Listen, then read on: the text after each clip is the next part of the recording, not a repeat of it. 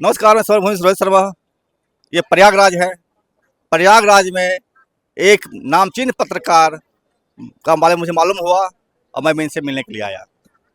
इनको आप जानते हैं, बस्तर टॉकीज, विकास तिवारी। और इनसे हम ये भारत के उन हिस्सों में ग्राउंड रिपोर्टिंग करते हैं जो भारत का सबसे खतरनाक क्षेत्र माना जा सकता है आज की तारीख में। आइए हम उनसे सीधा बात करते हैं और जानते हैं कि उतने खतरनाक इलाके में ये रिपोर्टिंग किस तरह कर पाते हैं, कितने खतरे रहते हैं। एक पत्रकार की मौत भी हो चुकी है वहाँ पर। तमाम बातों पर इनसे हम जानते हैं, बताते हैं आपको। विकास तिवारी जी, आपका बहुत बहुत स्वागत समर भूमि में है। बहुत धन्यवाद शर्मा जी। विकास जी, आप भारत के उन हिस्सों में से पत्रकारिता करते हैं, ग्राउंड रिपोर्टिंग करते हैं, जो हिस्से भारत के दो राज सत्ता, जनता सरकार की और भारत सरकार की सत्ता एक साथ एग्जिस्ट करती है, आपस में एक दूसरे को नष्ट करने के लिए लड़ रही है। पत्रकारिता कितना खतरनाक है इस दौर में? देखिए, पत्रकारिता बस्तर में खतरनाक नहीं है। पत्रकारिता यूपी और बिहार में खतरनाक है। ठीक है, कई लोग इस बात को बोलते हैं कि बस्तर में पत्रकारिता खतरनाक है। किससे खतरा है बस्तर में, बताइए पत्रकारों को। आपको क्या लगता है? आप ये सवाल पूछ रहे हैं, आपके मन में क्या सवाल है कि क्यों खतरा है और किससे खतरा हो सकता है? एक खतरा ये लगता है इसमें मुझे कि एक तो माओवादियों की सरकार है जो जनता सरकार अपने आप को बोलती है। दूसरी भारत सरकार है जिसका कि अपना वहाँ पर बेस एरिया है या बहुत सा चीज़ उसका चल रहा है। दोनों के बीच में घमासान युद्ध चल रहा है, जिसे कि अमित शाह ने अपने अगस्त महीने के भाषण में स्पष्ट कहा था कि ये युद्ध का घोषणा है और 31 मार्च 26 तक माओवाद को भारत से मिटा देंगे हम। तो ये एक ऐसा संघर्ष है जहाँ पर कि जो कोई माओवादियों से प्रभावित मिलेगा उनकी हत्या की जाएगी, या फिर जो कोई भारत सरकार के तरफ से जाएगा, सेना हो, पुलिस हो या मुखबिर हो, उनकी हत्या की जाएगी। पत्रकार कहाँ एग्जिस्ट करेंगे तुम्हें? नहीं, देखिए, ऐसा नहीं कहा गया कि जो माओवादियों का समर्थक उनकी हत्या की जाएगी। ये कहा गया कि जो माओवादियों के समर्थक हैं वो समर्पण करने लौट आए, और मुठभेड़ में अगर होगी तो मुठभेड़ में अगर मारे जाएंगे तो फिर हमारी सरकार की जवाबदारी नहीं। दूसरी चीज़ कि पत्रकारिता जो है, पत्रकारिता मुठभेड़ करना तो है नहीं। अगर आप एथिक्स के साथ, नियमावली के साथ पत्रकारिता करते हैं तो मुझे लगता है कि ना सरकार से खतरा है ना माओवादियों से खतरा है। हर किसी को लगता है कि बस्तर के जंगलों में माओवादियों से पत्रकारों को खतरा है, लेकिन माओवादियों से पत्रकारों को कोई खतरा नहीं है। आप जाइए जंगल में, रिपोर्टिंग कीजिए। हाँ, आईडी बम और स्पाइक होल जैसे जो कुछ हैं असामयिक, उसके तहत आप हो सकता है कि घटना दुर्घटना के शिकार हो जाएं, लेकिन वो कहीं पे भी हो सकता है। आप बिहार में रहते हैं, तो जब आप रिपोर्टिंग के लिए निकलते होंगे तो आप मोटरसाइकिल से अगर चलते हैं तो भी आप उतने ही खतरा में हैं जितना हम जंगल में चलते हैं। हो सकता है कोई ट्रक के चपेट में आ जाए, हो सकता है किसी स्पीड वाली कार के चपेट में आ जाए, मौत हो जाए पत्रकार की। उतना ही खतरा बस्तर में भी पत्रकारों को है कि हो सकता है उनका पैर आईडी बम में पड़ जाए और ब्लास्ट हो जाए। इससे ज़्यादा अगर आपको लगता है कि माओवादी अगर उनको टारगेट कर रहे हैं तो पत्रकारों को तो टारगेट नहीं कर रहे हैं। अगर आप अपनी रिपोर्टिंग कर रहे हैं, रहने दीजिए, दर्शक हैं। अगर पत्रकारों से आप बातचीत, मतलब पत्रकार अगर अपनी रिपोर्टिंग कायदे से कर रहा है तो हाँ, आपको बायस नहीं होना पड़ेगा। फिर अगर आप बात करें कि पत्रकारिता की, तो फिर पत्रकारिता एथिक्स के साथ ही होनी चाहिए कि माओवादी गलत है तो सवाल उनसे भी होगा, सरकार गलत है तो सवाल उनसे भी होगा। ऐसा नहीं है कि आप एक तरफा माओवादियों को ही टारगेट कर रहे हैं। पिछले दिनों एक रिपोर्ट आई थी जिसमें कि एक पत्रकार को धमकी दिया गया था कि आप जासूसी करना बंद करें, या समझे एक हत्या भी की गई थी। उसी तरह पुलिस भी जो है मतलब पत्रकारों को इस तरह करती है, थ्रेटनिंग देती रहती है। नहीं, किसको जासूसी करना बंद करके बताइए, मुझे नहीं है। मुझे एक आईडी ब्लास्ट में एक ठेकेदार थे, पत्रकार जो ठेकेदार थे, उनकी हत्या माओवादियों ने किया था। नहीं, आपको पता नहीं, मेरे जानकारी में नहीं है ऐसी कोई घटना। एक पत्रकार जो मेरे छोटे भाई है मुकेश चंद्राकर, उसकी हत्या हुई क्योंकि उसने एक रिपोर्टिंग किया कि एक 200 करोड़ की लगभग सड़क है, उसके निर्माण में किस तरह से भ्रष्टाचार हुआ था, तो ठेकेदार ने उसकी हत्या करवा दी थी। हाँ, ये तो हाँ, तो लेकिन ये जासूसी करना बंद कर दें इस तरह की, ये कहाँ से जानकारी मिली, मुझे नहीं पता है इस तरह की। तो आप इससे इनकार कर रहे हैं? ठीक है, इनकार नहीं है। हाँ। मैं इस बात को खारिज कर रहा हूँ कि मेरे अगर पत्रकार से जुड़ी, बस्तर से जुड़ी इस तरह की जानकारी है, आप तक है, बिहार तक, हाँ। तो मुझे तो लगता है ये नहीं, पूरी गलत जानकारी। छत्तीसगढ़ की मामला है जिसमें कि एक पत्रकार थे जो ठेकेदारी का भी करते थे, ठेकेदारी भी करते थे और उनकी हत्या की गई थी रोड बनाने के सिलसिले में। नहीं भाई, वो पत्रकार हैं, मुकेश चंद्राकर नहीं, के। हाँ, धनाकर नहीं, कोई और है? दूसरे थे, बिल्कुल। तो फिर मुझे जानकारी नहीं है। और सबसे पहली बात हम्म, कि अगर पत्रकारिता कर रहे हैं और ठेकेदारी भी कर रहे हैं तो फिर आप पहले उनको जस्टिफाई कीजिए कि वो पत्रकार हैं या ठेकेदार हैं।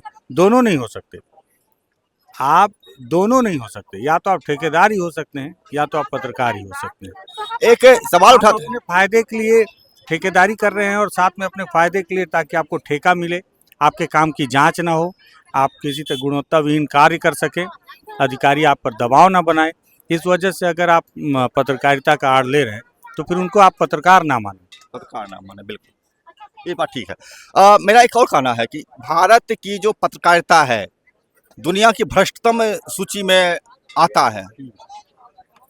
ऐसे में जो सच्चे पत्रकार काम कर रहे हैं ग्राउंड पर, रिपोर्टें ला रहे हैं, मुकेश चंद्राकर जी हुए या और बहुत सारे पत्रकार लोग हैं, तो कैसे अपने आप को उस चीज़ों से बचा पाएंगे जो भ्रष्टाचारता के नाम पर पत्रकार की नैतिकता भिन्न हो गई है।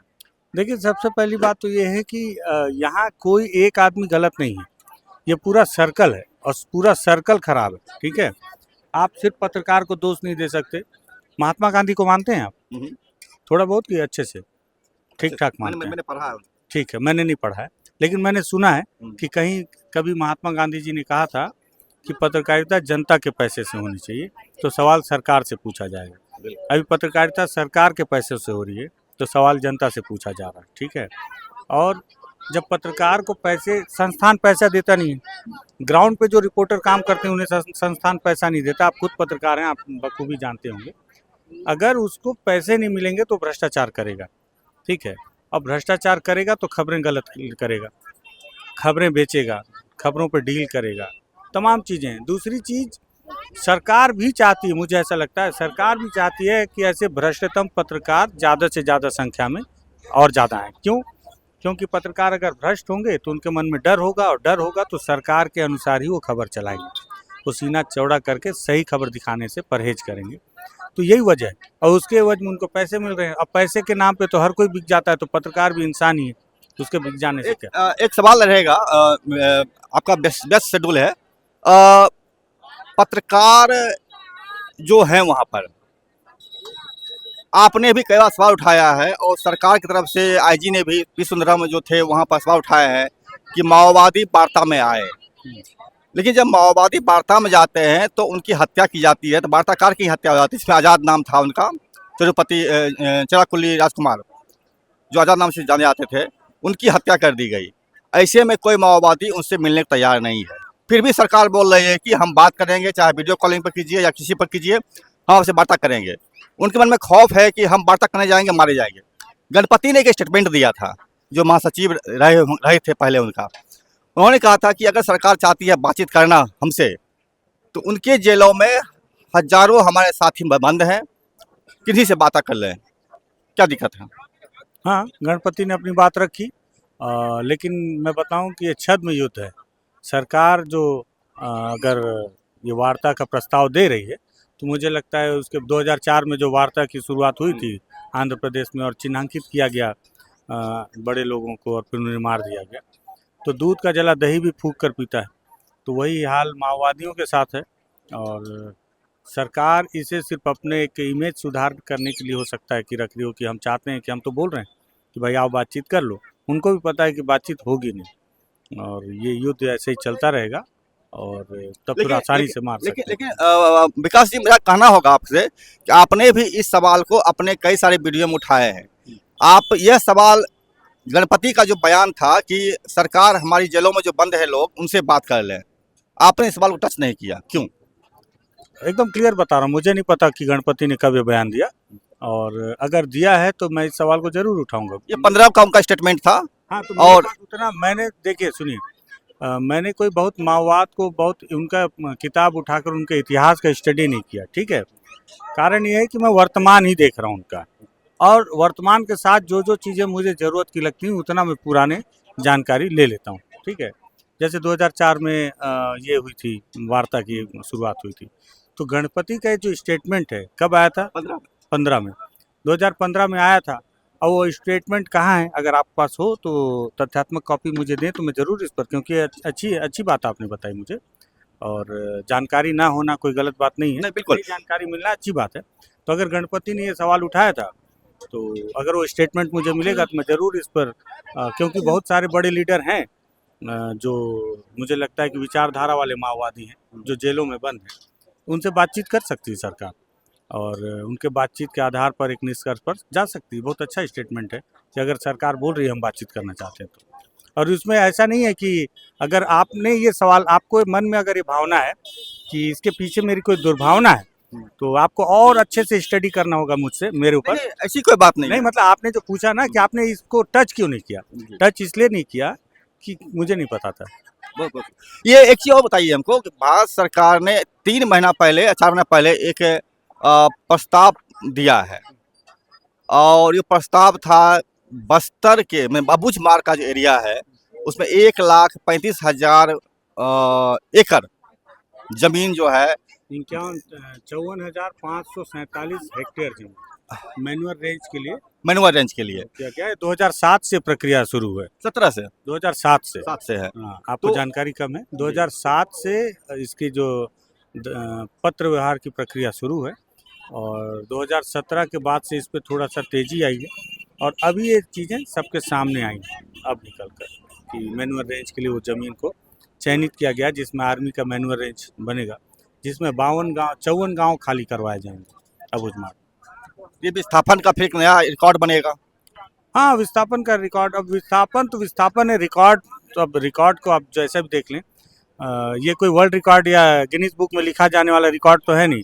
एक दुखद इतिहास होगा, क्योंकि विस्थापन हमेशा दुखद रहा है, चाहे पाकिस्तान से लोग जो भारत आए या भारत से जो लोग पाकिस्तान गए, उनका इतिहास ले लें आप, जहाँ भी विस्थापन हुआ है हर जगह पलायन और विस्थापन में फ़र्क होता है। अच्छा, आप उन लोगों से मिलते होंगे जो माओइस्ट का गतिविधि कर रहे हैं या उसमें एक्टिविस्ट हैं, तो क्या वो किससे मिल रहे हैं बोला आपने? माने जैसे कि माओवादियों से जुड़े हुए कुछ एक्टिविस्ट हैं, लोग हैं, माओवादियों से या जुड़े समर्पित किसी किए हुए एक्टिविस्ट से लोगों मैं से, नहीं मिलता हूँ।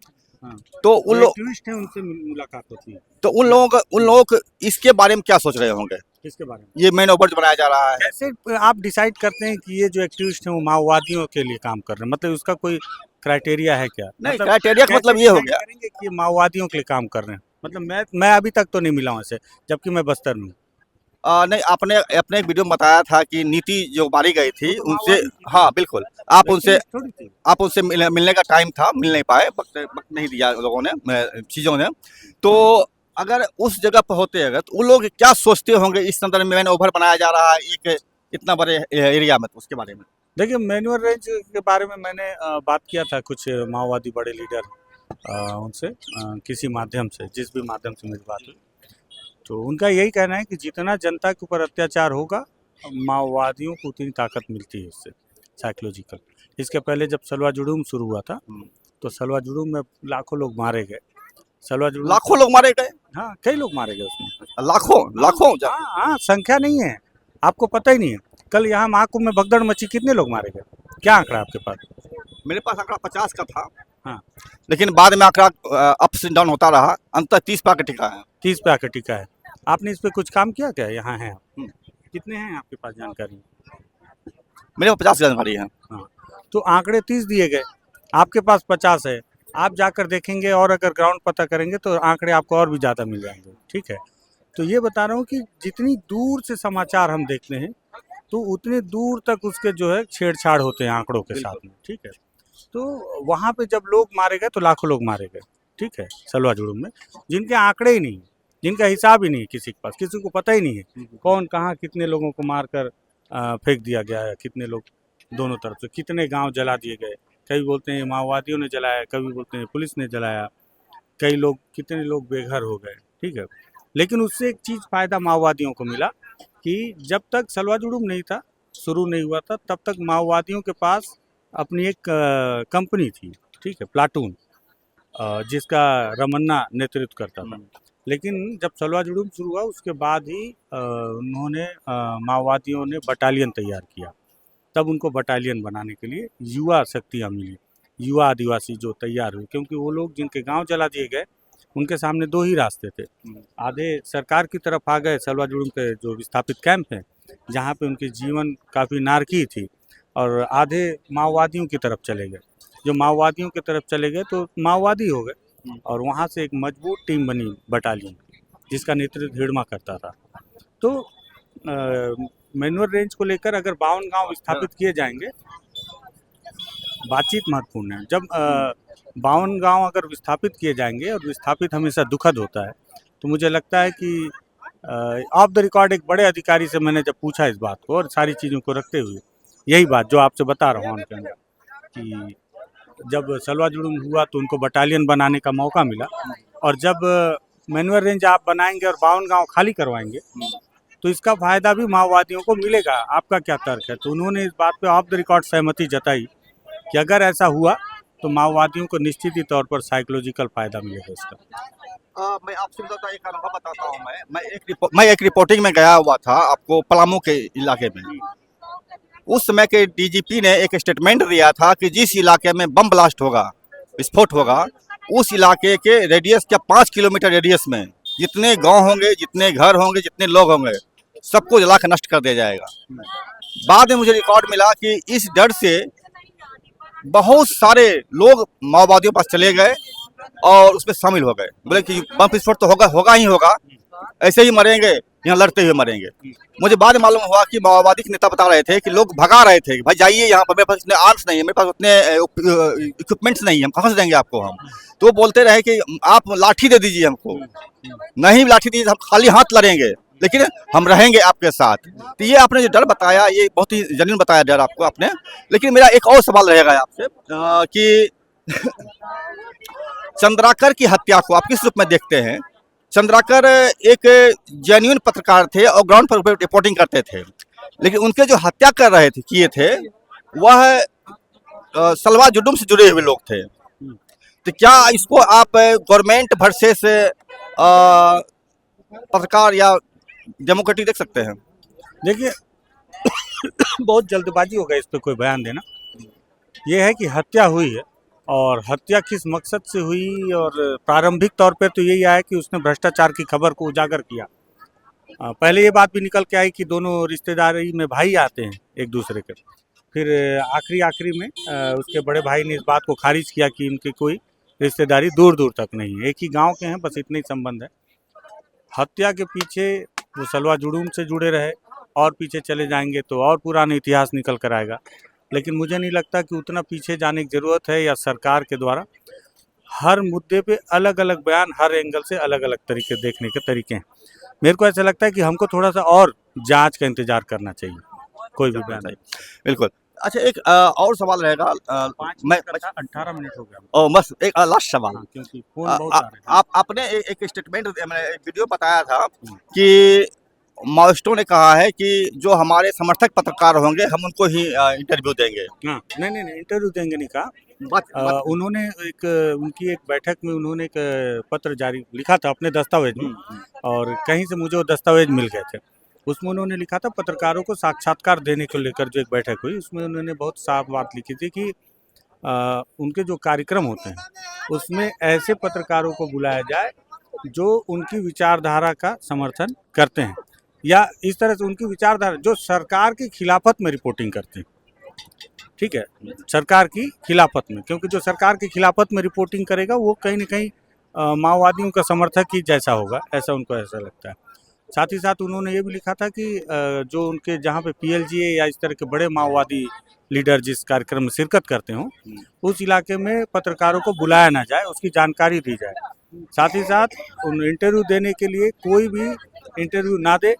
इंटरव्यू देने के लिए अब क्योंकि जब किशन जी की हत्या हुई इंटरव्यू के माध्यम से हुई, आईबी के लोगों ने पत्रकार बन के ही घेरा था उनको, उसके बाद से ही ये फैसला किया गया सेंट्रल कमेटी में कि कोई भी पत्रकारों को माओवादी इंटरव्यू नहीं देगा। अगर इंटरव्यू देना है तो आप उनसे लिखित में सवाल मंगा लीजिए और उनका जवाब लिखित में दे दीजिए। इस तरह सरकार का दबाव कितना रहता है? सरकार का दबाव कितना रहता है पत्रकार पर? देखिए, पत्रकार अगर है तो एक तो एकदम क्लियर है कि सरकार चाहेगी तो कभी भी फंसा सकती है।